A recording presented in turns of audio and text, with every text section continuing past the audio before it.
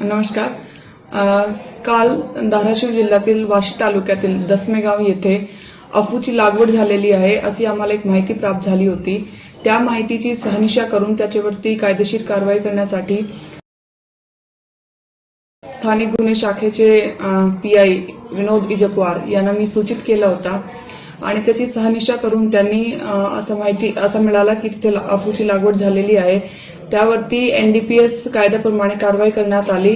त्या कारवाईमध्ये 400 किलो अफूचे बोंड आणि फूल असे आम्हाला मिळाले, ज्याची बाजाराची किंमत कमीत कमी 72 लाख अशी आहे। त्यामध्ये कारवाई पुढील कायदेशीर कारवाई चालू आहे। याद्वारे मी धाराशिव जिल्ह्यातील नागरिक यांना असं आवाहन करते की आपल्याकडे आसपास कुणी लपून छपून जर गांजाची अफूची लागवड करत असतील तर त्याची सूचना पोलीस प्रशासन यांना द्यावे। आम्ही त्यावरती नक्कीच कारवाई करू आणि आपली जी माहिती आहे ते आपली ओळख आहे ते गोपनीय ठेवण्यात येणार।